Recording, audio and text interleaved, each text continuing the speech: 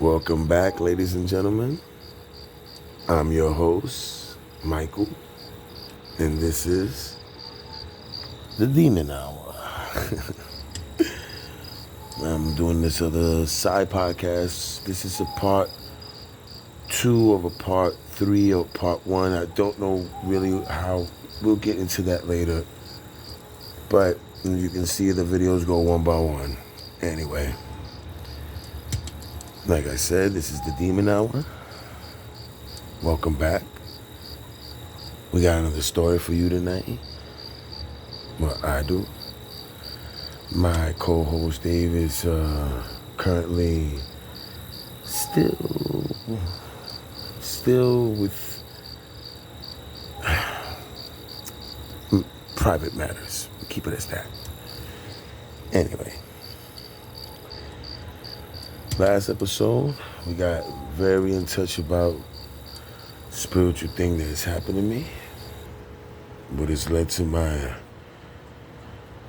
reason that I felt and I seek my enlightenment from God. And this is something really big to me. Yeah. But we're going to get into a different type of story tonight. Tonight, I'm going to talk about a long lost friend of mine's. Once upon a time, dear buddy, Chico. For my friends out there who do know who I'm talking about, yeah, miss you, buddy. Yeah. By the way, ladies and gentlemen, Chico is my dog. Well, was my dog. I had a dog. Lost him. Very bad situations. I have to say, it's nothing like having a dog. He protected me as much as I didn't even think I wanted him at the beginning. How I know that I didn't want him at the beginning. It's just how the situations went down, and we'll get into that in a minute. I learned that having that dog was the most incredible lifting part of my life. He protected me. It's not just having comfort in a bed, which is somebody to be warm with and you just feel safe when somebody comes to your house knocking. No. The way he protected me was beyond. It all started long ago. 2 years ago, 3 probably. A certain situation happened with a certain reason with a certain someone, not mentioning any names.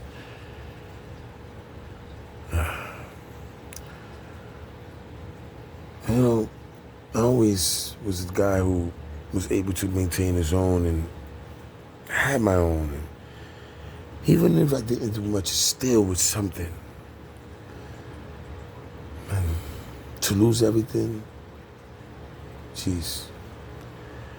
But to lose everything for someone that you completely are head over heels in love with and felt that you would die for, have died for. You know, to lose for someone like that doesn't even bring you up as a thought in their brain. Rather love? No, not even a thought. Don't mind the silence. This is New York City. You hear that all night. Demon Hour. Yeah, like I was saying, I ended up homeless for a situation that I shouldn't have been into, with a girl that I should have never met. And long story, when the future came, I was forced to vacate, run away from my life. Had no choice. And you know, we always, this person that I was with, we always knew that this day might come, that this day will come. And when it does, I was ready. I was ready, but not so ready because it happened too fast. But I was ready, and I thought that this person would stick by me for the rest of their life. Not even the rest of their life, but for at that moment, if this happens. When I was forced to leave my house and we was no longer together, that person did not care not one thing about me. She left me out there in the street. Didn't give a worry or call, didn't care, and just didn't understand that because for the past years, months, you're always with me 24 hours a day. We cry, we laugh, we eat, we slept together every day. All the time I wake up, first person in my world I seen was her. Well, I guess I saw it as more in love than I should have been, I guess, now, because when I found out how it is now, there was nothing really there. I've really been used, I can say, yeah, been used. But more is tossed away without a care. Without a worry, like, you're not even a thought. What are you? Dog shit. So that's what happened. When I saw this reaction from her the next week, so many crazy things have happened since then, but here I am in the street now with no one but that dog. Because, ladies and gentlemen, I took the dog with me. I was not going to at the beginning, but she talked me into it because she said that she's promised she'll see me, man. Me, stupid. But I don't look about it as stupid no more. I'm glad I was stupidly in love to keep that dog, but I'm glad that I kept that dog without me even knowing I fell in love with that dog. Didn't know that would happen. The dog protected me everywhere. Slept in the street with him many months. Subway systems, parks, benches, rooftops, rivers. I remember under bridges. I remember just a little front store where they had a little gap, and it was cozy and warm, and it was cold that night. It was raining, and we both looked at each other. We didn't know where to go. We slept there.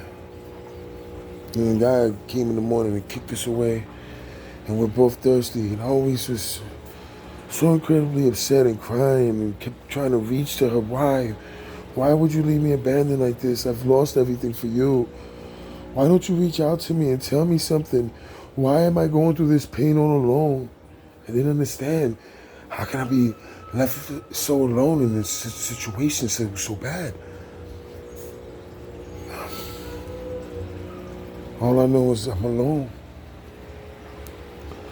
I remember this one night, we didn't have no food, and we're walking back and forth, cutting through Central Park, back and forth, and found some food, like a fresh bag, right over the trash can. And I opened it. It looks like half-eaten stuff, but it looks good. Most of it was intact. It had one bite of a big-ass burger. And Jesus, I think it's from the Shake Shack. Ladies and gentlemen, I have eaten homeless man that I've been. I have eaten trash food, and I have to say, Shake Shack, it was delicious. But anyway, and so that's what we was doing. We finally got some food in our stomach. I go back to the bench. I'm on, I think I'm 68th Street. And I go to sleep. I take my shoes off. It was hot a little bit. I took my shirt off, put it on the bench. I go to sleep. I wake up. My shirt and my shoes are missing. And started going wild.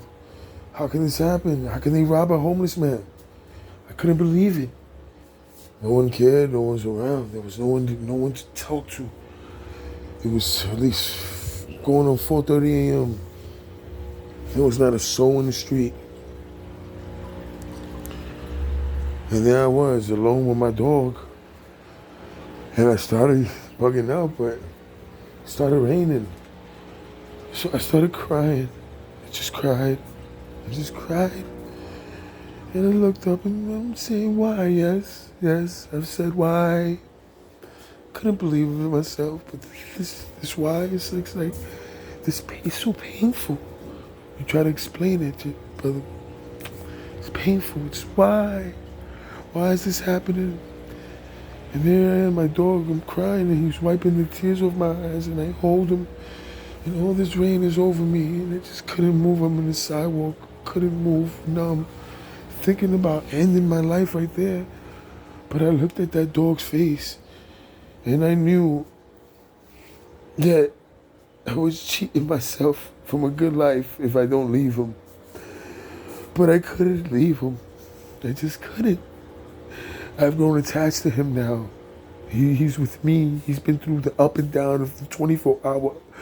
I have spent 24 hours a day for many, many months with the same dog. I never spent this much time with this dog. You know, when we lived in a house together, I went to work and I come back and I see him. But this is I grew so attached to him. It's like my left arm or something. Like, it became the half a side of me. Whatever I wanted to do, he knew it. He knew exactly how to react to me in every second now. Very trained. And I couldn't abandon him because every time I tried, I remember there was a time that I took him to the HPCA and I was gonna leave him as I walked. He started doing that crying again, and the first time I heard that crying was when me and her left him with that homeless man because we just wanted a moment for ourselves to see if it'll work out still, but it didn't work out. But as we walked away, that shredded crying that dog did, I'll never forget it. And that's what always haunts me sometimes.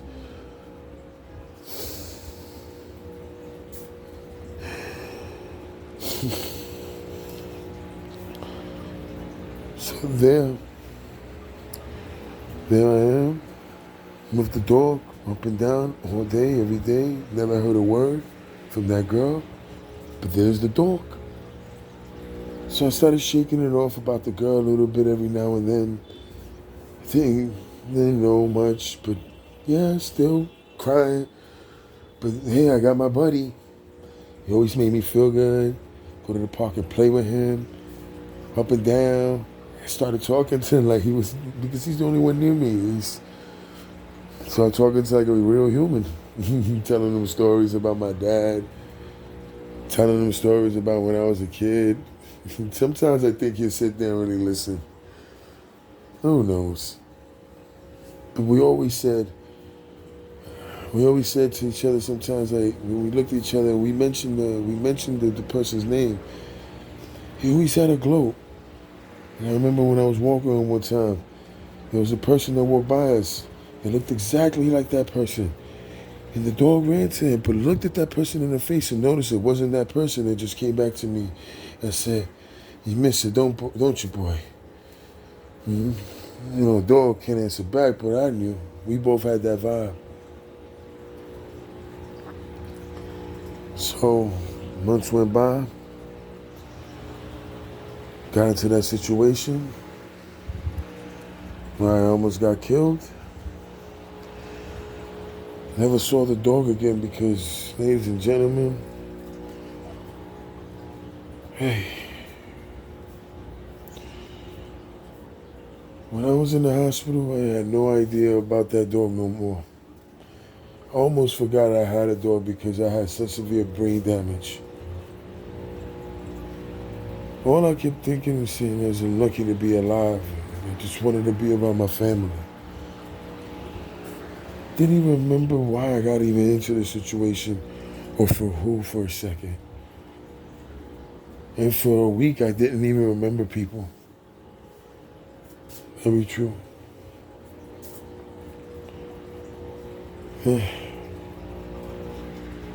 All I know is that dog was the best part of my life at one time. I was up and down with a real soldier of a dog. And wherever you at, buddy, Chico, Mendez, Gomez, Jones, wherever you at, buddy, here's to you. Cheers up. You're always gonna be in the greatest memories in my mind. I love you, pal.